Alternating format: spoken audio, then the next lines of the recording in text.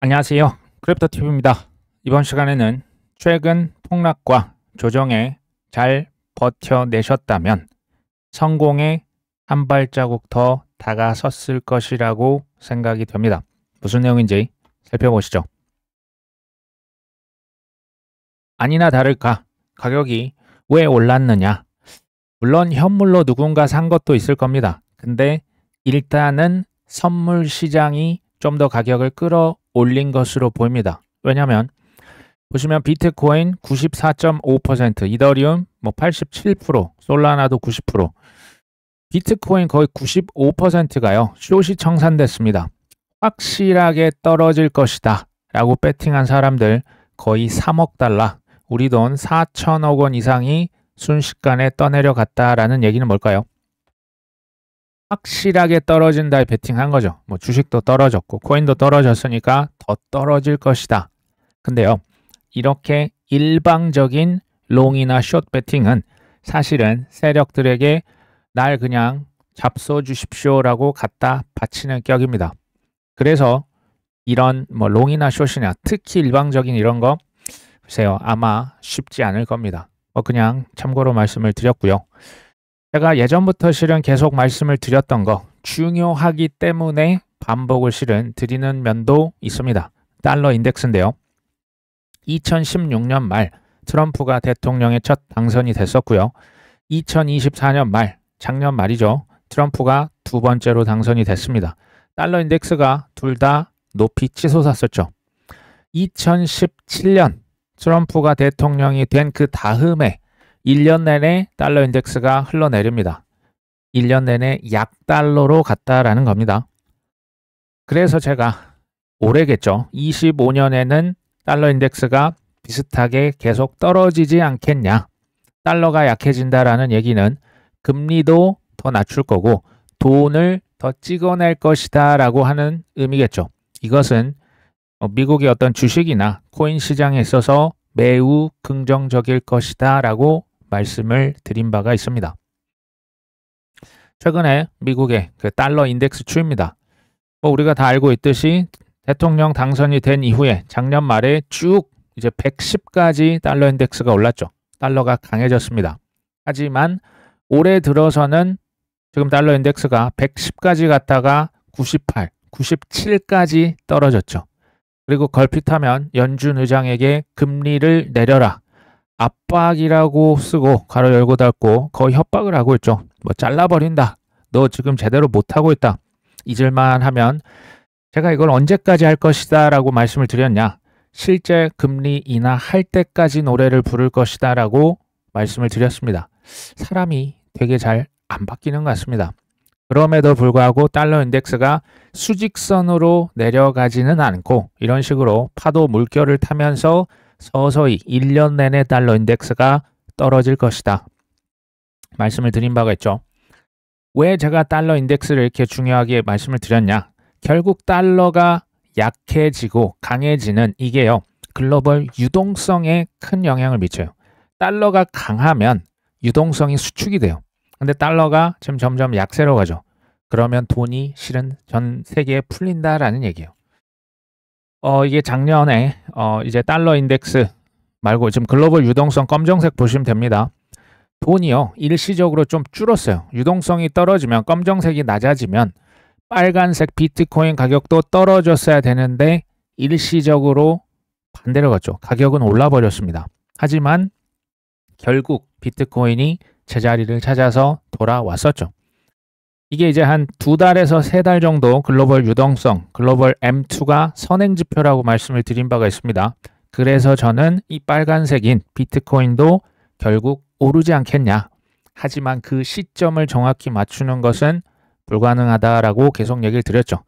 예를 들면 비트코인도 수직 상승이 아니죠. 올라갔다 떨어졌다, 올라갔다 떨어졌다. 하지만 지나고 보면 많이 올라 있을 것이다.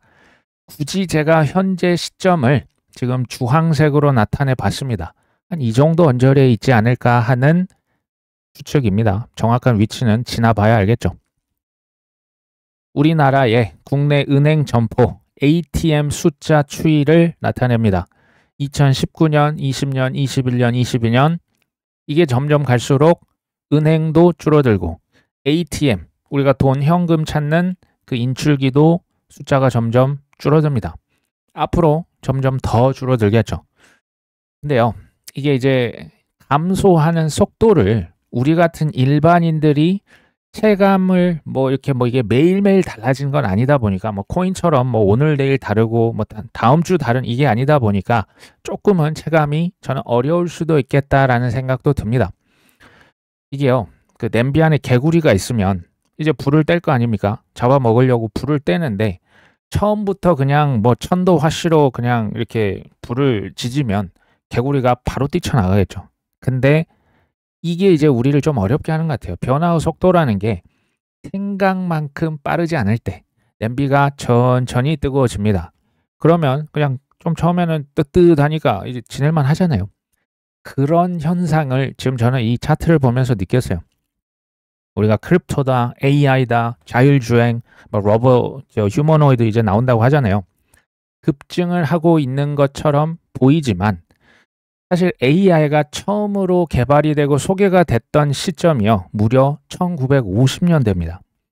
근데 이제 그때 이세돌, 알파고가 이겼던 이런 것이 거품 붕괴 이게요. 사실 수십 년간 반복이 됐었어요.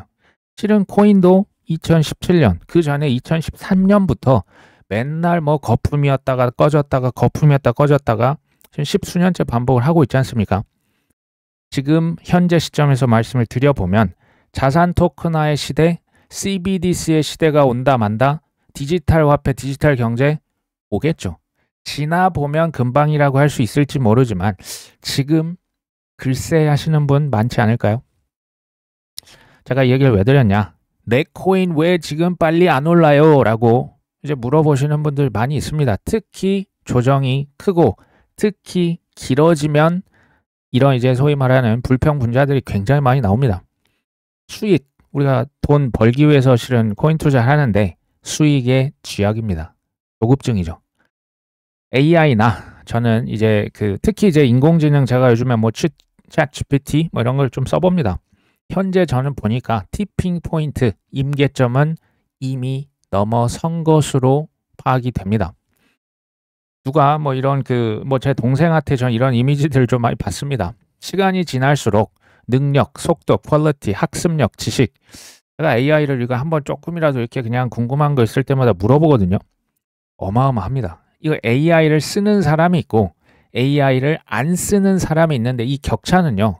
지금 우리가 지금 교차점에 있어요. 지금은 이 차이가 그렇게 크지 않을 수도 있지만 제가 볼 땐 이미 크다고 봅니다. 코인 투자 방송이죠. 우량 코인에 투자한 사람과 우량 코인에 투자하지 않고 기존의 전통 자산, 예를 들면 금, 부동산, 주식, 채권 이런 것만 투자하는 사람의 격차는 이거는 제가 볼 때 시간이 지금부터 1년 1년은 장난이 아닐 겁니다. 반드시 그래서 우량 코인, 설사 비관론자에도 비트든 이더든 XRP든 일부라도 반드시 묻고 저는 가져가야 된다라고 생각을 합니다. 이건요, 시간당 우리나라의 최저임금 추이를 나타냅니다. 2016년 6,000원, 그 다음에 6,400원, 7,500원, 8,300원, 8,500원, 8,700원. 그래서 올해는 10,000원이 살짝 넘었죠. 서민들을 위한 최저임금 인상, 그 취지는 항상 좋습니다. 근데요, 이렇게까지 최저임금이랑 이게 법이지 않습니까? 이걸 안 지키면 사장님이 벌금을 내든지 감옥에 갈 수도 있는 그런 행위입니다. 불법이 되는 거죠. 이것은 결국에는 서민을 위한 거지만 사장님 입장에서 안 그래도 지금 장사도 안 되는데 이 사람 월급을 이렇게 많이 주라고 하면 쓰겠냐라는 거예요. 처음에는 돈이 많이 들 수 있을지언정 대부분 요즘에 주문, 카페를 가든 음식점 가든 키오스크, 심지어 이제 결제까지 됩니다. 키오스크를 그냥 쓰자는 거죠. 쓸 거라는 거죠. 로봇이요. 점점 발전이 되고 지금 벌써 휴머노이드 로봇이 개당 2천만 원 중국에서 훨씬 더 싸게 만들고 있거든요. 이게요. 서민을 위한다는 정책을 폈지만 알고 보면 실직을 가속화시키고 있는 겁니다. 제가 이거 지금 인공지능 얘기를 드리려고 실은 이 얘기를 한 건데 조금 이제 그 좀 연세가 드신다고 이것을 조금 멀리 하실 수도 있겠습니다만은 혹시 이제 자녀랄지 손주들 챗 GPT랑요 좀 친해져 보실 필요가 있다고 봐요. 이제 처음 이제 챗 GPT 그냥 구글에 쳐보시고 가셔서 이것저것 그냥 질문하면 기가 막히게 똑똑합니다. 이 깜짝깜짝 놀라요. 한번 말을 걸어보시고 좀 친해지시면 어떨까 하는 생각이 전 듭니다. 나이에 관계없이 비트코인, 이더리움, XRP, 솔라나 등 우량 코인들을 일부 담아 놓으시는 게 미래를 위한, 가족을 위한 저는 투자다라는 생각이 듭니다. 이렇게 지금 조금씩 오르는 것 같지만 정신 차려보면 엄청난 격차를 저는 느낄 수밖에 없을 것이다 라고 봅니다. 스테이블 코인의 결제 금액 액수와 비자 카드 결제 금액을 색깔 그래프로 나타낸 겁니다. 스테이블 코인보다 지금 비자 카드 초록색 보십시오. 초록색이 지금 증가를 했어요. 2018, 19, 20, 21, 22, 23, 24 초록색 좀 증가했죠. 근데 스테이블 코인 검정색을 보십시오. 어마어마하게 증가했죠. 이제는 스테이블 코인 결제액이 비자 카드 결제액을 2024년 그냥 뛰어넘었습니다. 코인의 망 위에다 뭐를 올려놨다고요? 스테이블 코인, USDC, USDT를 지금 올려놓은 거예요. 리플은 본인들 거 집어넣겠죠. 코인의 망을 사용해서 스테이블 코인으로 결제를 하는 금액이 이미 비자 카드, 마스터카드를 뛰어넘어 버렸습니다. 제가 그래서 무슨 얘기를 드렸습니까? 스테이블 코인만 올라오는 건 아닙니다. 여기 뭐 NFT도 오고 뭐 주식도 오고 채권도 오고 부동산도 와요. 스테이블 코인이 이미 올라가 있는, 이미 활용을 많이 하고 있는 이 망을 미리 선점하자. 이 망은 비트코인이 아닙니다. 그들이 선택한 초우량 코인들, 이더리움, 뭐 솔라나, 아발란체, 뭐 니어 프로토콜, 또 뭐 있습니까? 알고랜드, 헤데라 이런 친구들 미리 선점하고 대기를 하고 있으면 나중에 물동량이 더 많이 들어오겠죠. 사용 가치가 더 늘어날 것으로 추정을 합니다. 우리나라 가상자산 보유 경험을 이렇게 조사를 해봤는데요. 현재 이제 작년 12월 기준입니다. 코인 보유자가 19세에서 69세 한 2,500명 조사를 했는데 34%가 코인을 들고 있습니다라고 이렇게 지금 설문조사에서 얘기를 했습니다. 반대로 현재 코인을 들고 있지 않은 사람들은 66%죠. 거의 2배 정도 코인을 안 하고 있는 사람이 더 많은 겁니다. 이 66% 코인 지금 안 하는 사람을 뜯어보니까 아예 처음부터 안 했다가 45%. 굉장히 높죠, 생각보다. 옛날엔 했었는데 지금은 안 하고 있다가 21%랍니다. 이것을 합쳐보면 66%가 현재 코인을 안 하고 있다. 저는 이제 상상력을 항상 그 미래를 뭐 이게 방향성을 예측을 하는 게 이제 도움이 되거든요. 꼭 그렇게는 안 가도.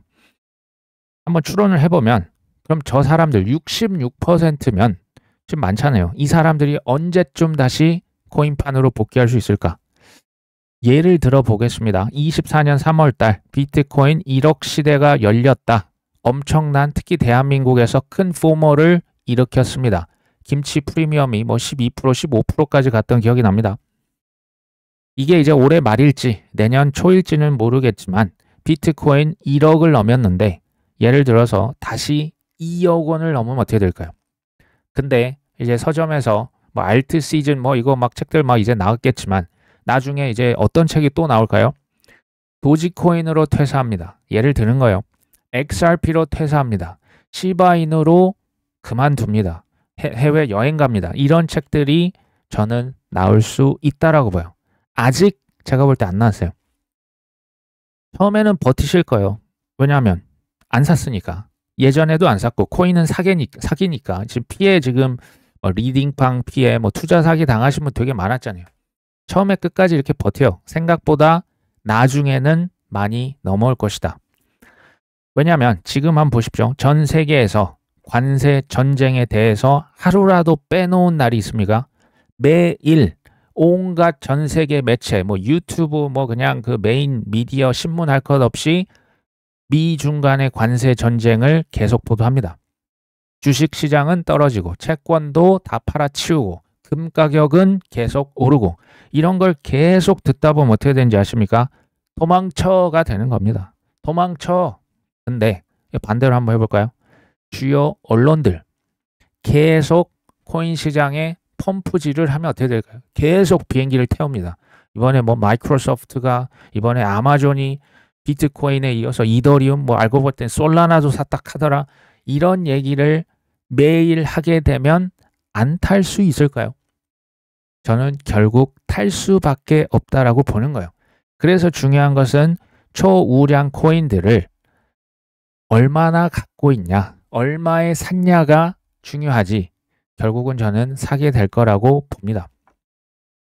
결론은 그런 거예요. 할 거면 그냥 빨리 시작을 하시는 게 좋고, 뭐 바닥을 어차피 못 잡기 때문에 시간을 어느 정도 인내하셔야 된다. 이 전략을 쓰든지 아니면 나중에 비트코인이 5억, 10억, 20억을 가도 코인을 끝까지 안 해야 합니다. 둘 중에 하나를 선택하셔야 되고, 이 중간 언저리에 들어오시면 세요. 조금 이제 어려움을 아마 겪지 않을까라는 생각이 듭니다. 10X 리서치에서 이런 얘기 하네요. 비트코인이 갑자기 약세를 벗어나서 강세 흐름으로 전환이 됐다. 주요 저항 구간은 이제 갑자기 95,000달러를 제시합니다. 그래서 뭐 기술적으로는 98,000달러까지도 갈 수 있을 것 같은데, 이런 어떤 차트나 온체인 지표 분석들을 우리가 참고할 필요는 당연히 있습니다. 이거 당연히 있는데 이것을 맹신하시면 안 돼요. 챗 GPT가 아무리 똑똑해도 미래를 한번 얘기해줘. 맹신하면 되겠습니까? 맹신은 금물입니다. 참고하기엔 좋아요. 폭락과, 왜냐하면 조정 시에 차트, 온체인 지표가 좋겠습니까? 당연히 안 좋겠죠. 폭락하고 조정이 길어지면 무슨 지표가 좋겠냐라는 거예요. 주기영 대표는 그걸 보고 끝났다, 시즌 종료다를 또 한 번 선언을 하는 거예요. 왜? 지표가 안 좋았으니까. 근데 반대로 갑자기 상승세가 나오면 급반전이 나올 수 있거든요. 차트나 온체인 지표가 어떻게 될까요? 좋아지겠죠. 그럴 수가 있는 거예요. 그러니까 이 어떤 차트다, 어떤 각종 지표들은 미래를 예측하는 데 쓰는 그런 지표가 저는 아니라고 봐요. 뭐에 충족이 되냐? 현재 상황이 얼마나 과매수가 돼 있냐, 얼마나 과매도가 돼 있냐, 현재 파악하는 데 쓰는 거예요. 그거 하려고 이걸 활용할 뿐이지 이걸 절대적으로 맹신하시면 전 안 된다라고 봅니다. 결국에는요, 준비된 낙관론자, 좀 더 정확히는 뭐 이제 뜨거운 맛을 좀 보셨어요. 뜨거운 맛을 봐야 칼을 부득부득 갑니다. 그것도 몇 년 이상. 이런 분들 현금 악착같이 모아서 더 떨어져라, 더 떨어져라 하는 분들 가끔 보이시죠? 이런 분들이 결국에는 저는 이길 수 있다라고 보는 거예요. 자, 블룸버그에서 미국의 비트코인 전략 비축 세부 사항이 몇 주 내에 공개가 될 것이다. 도널드 트럼프 대통령이 납세자 부담 없이 비트코인 살 수 있는 전략 강구해봐. 재무부 장관에게 숙제를 줬죠. 이 지금 60일이라고 하는 기한을 줬답니다. 근데 이제는 2주도 안 남았다네요. 구체적으로 어떻게 납세자들, 미국의 상원, 하원, 의회를 통과하지 않고 비트코인 어떻게 살 수 있는지 전략을 구체적으로 공개해봐. 지금 아까 보여드렸다시피 글로벌 유동성은 조금씩 이미 지금 사실 증가를 하고 있어요. 규제 명확성 숙지하고 있죠. SEC 헤스터 피어스가 지금 팀장으로 열심히 하고 있습니다. 비트코인을 비축할 수 있는 전략 곧 공개가 된다네요. 2분기 정도, 올해 상반기 중에 블랙락에서 XRP 솔라나 ETF 승인이 아닙니다. 신청만 하면 어떻게 될 것이냐. 제 머릿속으로 그냥 상상을 해보는 거예요. 2, 4분기에 아마 한 번 정도는 높이 솟지 않을까요? 라는 생각이 한 70% 있고요. 근데 또 이제 3분기에는 이제 소위 말한 7, 8, 9월은 휴가 시즌이죠. 그리고 9월 달은 보통 비트코인이 가장 안 좋은 달이 9월 달입니다.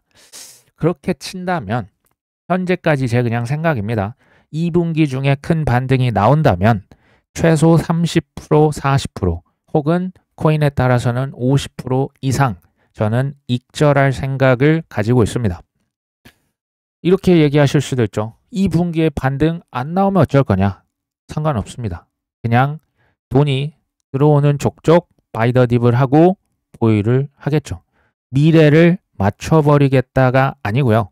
미래에 이런 일이 나올 수도 있기 때문에 미리 생각해보고 대응을 잘 하자라는 주입니다. 아터 헤이즈죠. 비트코인이 단기 바닥은 이미 74,500달러에서 형성을 했다. 그러면서 유동성이 증가할 것이다 라고 얘기를 합니다. 4월 2일 달 트럼프 행정부의 상호 관세 발표는 시장을 폭락을 가속화시킨 거죠. 지금 국채도 떨어졌었고 이제 강세장은 끝났다. 경기 침체다. 스태그플레이션이다. 근데요. 제가 이제 시장에 한 10여 년 있다 보니 경기 침체다라고 외쳤던 순간이 경기 침체였던 것으로 저는 그런 때가 많았어요. 진짜 경기 침체 온답니다. 그때가 제가 생각했을 때는 경기 침체였던 적이 많이 있어요. 어찌됐건 미국 정부는 채권보다 더 많은 유동성을 시장에 공급을 할 것이고 미국의 투자자들은 해지 자산을 찾는답니다.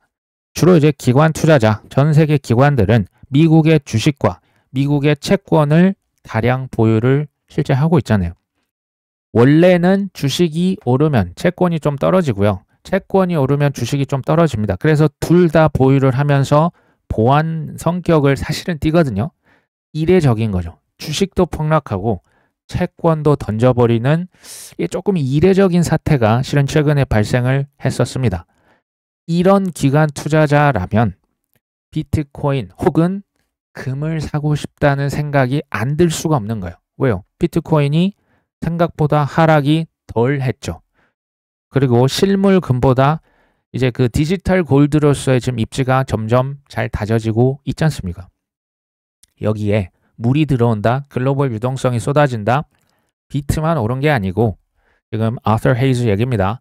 여타 쓰레기 코인들도 순환 펌핑이 일어날 수 있다. 그럴 수 있다고 봅니다. 그만큼 중요한 게 뭐다? 유동성의 힘입니다. 코인 마켓캡에서요. 알트코인 시즌 인덱스를 사실 이거 매일 발표를 합니다. 저는 이제 알트코인 투자 많이 하시기 때문에 이 시즌 인덱스를 참고하실 필요가 있다라고 봅니다. 최근에 15를 기록했죠. 근데 이 15, 그다음 25 이하면 사실 비트코인 시즌이거든요. 알트코인이 그러니까 찌그러져 있는 상황입니다. 근데 이게 상당히 생각보다 보시다시피 되게 오래 머물고 있습니다. 알트가 오랫동안 찌그러져 있는 거예요. 이제 75가 넘어가면 알트 시즌이죠. 알트가 이제 과평가가 되는 거고 25 이하로 내려가면 비트코인 시즌이죠. 지금은 완연한 비트코인 시즌이라 보시면 됩니다. 이걸 보면서 제가 조금 들었던 이건 어떻게 보면 투자하시는데 매매 팁이 될 수도 있는데요. 개인적으로는 사고 싶을 때, 팔고 싶을 때 바로 안 팝니다. 사고 싶어도 아무리 팔고 싶어도 저는 최소 2번에서 3번을 참습니다. 참아요. 사고 싶은데 참아봅니다. 근데 거의 한 10에 8, 9는 몇 번 참으면요. 더 싸게 샀고요. 몇 번 참으면 더 비싸게 팔았어요. 이건 제 개인적인 경험이니까 개인 차는 나올 수가 있습니다.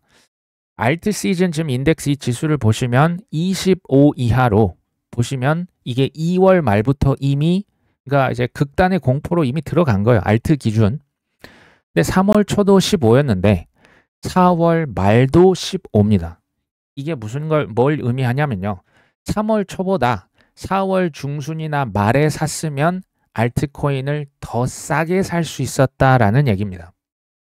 쉽다는 얘기는 절대 아닙니다. 이게 쉽지 않으실 거예요. 하지만 사고 싶고 팔고 싶을 때 일단 꾹 참아보자. 최소 제가 볼 때 한 3번 정도를 참는다. 훨씬 싸게 사고요. 훨씬 비싸게 살 수 있는 확률이 오를 것이다. 예를 들면 저는 최근에 이제 금을 많이 들고 온 건 아닌데 이거 그냥 몇 조각 좀 팔까 말까 고민을 하다가 한 3번 정도 참았거든요. 지금 정도는 이제 뭐 금가락지 좀 보내줄 때가 되지 않았나라는 생각을 해봤습니다. 파이낸셜 타임즈가 켄터 피츠제럴드, 이게요, 그 미국의 상무부 장관 하워드 루트닉 그 아들께서 회장으로 있는 회사입니다. 참고로 이 친구가 지금 뭘 하냐, 소프트뱅크, 테더 등과 30억 달러면요 우리 돈 4조 원이 훌쩍 넘어갑니다. 코인 벤처 투자하는 펀드를 조성하려고 한답니다. 테더가 15억 달러, 지금 2조 원 이상 테더가 냈고요. 소프트뱅크, 비트파이넥스, 비트코인, 특히 여기서 비트코인을 사기 위한 펀드, 그리고 뭐 다른 코인을 살 수도 있습니다. 어찌됐건 21 캐피탈은 테더와 비트파이넥스, 얘네들은 자웅동체요. 아가갸입니다. 중국계 대표적인 금융 자본이죠. 소프트뱅크는 잘 아시다시피 일본 쪽에 그 손정희 회장이 이끄는 그 회사입니다. 특히 중국계가 두 개를 합쳐보니까 21억 달러, 우리 돈 2.6조 원, 7조 원, 어마어마한 돈입니다. 지금 미국 심장부, 상무부 장관의 아들이 있는 회사에서 코인에 묻고 더블로 지금 아예 가고 있는 거예요. 대통령에 이어서 이젠 장관, 본인 플러스 와이프 플러스 자녀들, 아들들까지 뭐 하고 있습니까? 미국, 중국, 일본 연합군을 만들어서 지금 뭐 하고 있습니까? 코인에 올인 하고 있죠. 맨날 이랬다 저랬다 뒤집을 수 있는 말을 보시지 말고 뭐를 봐라? 행동만 집중하자. 지금 행동이 어떻습니까? 이게요, 그러니까 날짜를 못 맞춘다니까요. 어디까지 올라갈 수 있느냐도 실은 이걸 누가 맞춥니까? 방향성이라고 제가 그래서 계속 얘기를 드린 거예요. 방향성은 특정이다. 현물 금이 최근에 뭐 조금 이제 깔아앉았었죠. 트럼프가 또 신임 SEC 위원장 폴 애킨스가 이제 취임을 했거든요. 명확한 암호화폐 규제를 만들어라. 근데 이제 금이 올랐던 이유를 가만 생각해 보면 주식과 코인을 팔았던 이유랑 실은 똑같습니다. 왜요? 불안하니까. 세계 경기 침체, 공황이 올 것 같으니까. 스태그플레이션 냄새가 스물스물 나니까. 근데요, 저는 한번 그 반대로 또 생각을 해봅니다. 관세가 뭐 그게 뭐 몇십 프로가 됐건 확정이 되면, 합의가 되면 어떻게 될까요? 금리가 인하가 되면, 돈이 풀리면, 러시아 전쟁이 끝나면 어떻게 될까요? 여기에 지금 이제 폴 애킨스가 취임하면서 너희들 규제부터 만들어, 규제 명확성, 이거 숙제 빨리 해. 지금 이게 사실 무언의 압박입니다. 코인 규제 명확성이 더 확실해지면 어떻게 될까요? 금을 그래도 사겠습니까? 불안하니까 사는 게 금 아닙니까? 금 대신에 주식과 코인을 사겠죠. 근데요, 모든 것들이 딱딱 명확해지고 내 눈에 뚜렷해지면 그때 기회가 있을까요? 아마 또 늦을 겁니다. 최근의 기사입니다. 트럼프가 급제동을 한 거다. 대중 관세 0%는 아니더라도 상당히 내려갈 것이다. 제가 트럼프 입장에서 한번 생각을 한번 해보는 겁니다. 0%요? 이 얘기를 0%? 뭐 200 몇 프로, 뭐 100 몇 프로에 좀 묶고 더블로 갔는데 이 얘기를 왜 했을까요? 중국 관세율 145%는 상당히 많이 내려갈 것이다. 바로 며칠 전에 제롬 파월 자르겠다라고 했잖아요. 해고할 생각 없는데 그냥 손바닥 뒤집듯이 말을 뒤집었습니다. 다시 얘기 드립니다. 맨날 뒤집을 수 있는 입을 보시면 큰일 나는 거예요. 말을 보시면 안 됩니다. 말은 뭐 바꿔버리면 되잖아요. 행동을 보셔라. 이게 방향성이다. 가뜩이나 시장이 폭락의 폭락을 거듭하고 있습니다. 트럼프가 또 갑자기 관세 유예한 것처럼 말을 살짝 바꾼 거예요. 여기에 숟가락을 누가 또 얹습니까? 스콧 베센트 재무부 장관도 중국과의 관세 갈등 완화가 될 것 같은데요. 이렇게 얘기를 한 거고, 미국의 백악관 대변인도 우리 지금 협상하고 있는데 나쁘지 않아. 우리 잘하고 있어. 진전이 있어. 라고 얘기를 했지만 구체적인 내용은 공개되지 않았습니다. 쉽게 풀이를 합니다. 일단 말로 좀 때우고 있는 거예요. 시장이, 민심이 장난이 아니니까. 푸틴도 지금 뭐 우크라이나 침공 중단을 제안했다. 모든 게 일직선이 아니라는 게 이 러시아 우크라이나 전쟁을 봐도 그런 것 같아요. 미국 전역에서 반 트럼프 시위가 정말 뭐 이렇게 산불처럼 번지고 있죠. 미국의 자동차 업계들이요. 트럼프를 만나서 관세 25% 취소 좀 해주십시오. 이거 들어오면 우리 진짜 죽습니다. 아니 마가에서 미국 제조업 살린다고 한 거 아닙니까? 제조업계 대표가 자동차인데 자동차 업계들 대표들이 이거 우리 죽게 생겼습니다라고 트럼프 바지를 잡고 있답니다. 그리고요. 이틀 전인데요. 월마트, 홈디포, 로우스 이게 미국의 대표적인 유통업계예요. 우리로 치면 이마트 뭐 이런 데입니다. 이 유통업계랑 긴급 회동을 가졌다라고 합니다. 언론 보도를 보시면요. 우리 생산적인 논의를 했어라고 하지만 잘 생각해 보십시오. 미국 유통업계도 나 죽겠다. 장난하니. 지금 관세 바로 지금 낮춰라. 이거 이러다 진짜 다 죽는다. 압력을 얼마나 가했을까요? 보통 대통령의 임기 초반요. 지지율이 42%는 이게 그렇게 뭐 이렇게 드문 일이에요. 처음부터 그렇고요. 3선에 도전하겠다라고 이미 밝혔잖아요. 3선 도전을 반대하는 국민 여론이 75%입니다. 욕의 욕을 어마어마하게 지금 먹고 있는 거예요. 트럼프 입장에서 생각을 하셔야 됩니다. 아무리 정치적으로 내가 뭐 보수다 찬성을 해도요. 실직을 하고 당장 내가 몸담았던 회사에 좀 명운이 좀 망하게 생겼죠. 투자요. 좀 뭐 그냥 다 흘러내리니까 이럼에도 불구하고 트럼프를 계속 찬성할 수 있을까요? 쉽지 않을 것 같은데요. 반면에 중국은요. 사실 뭐 공산당 그 체제죠. 권위주의 체제예요.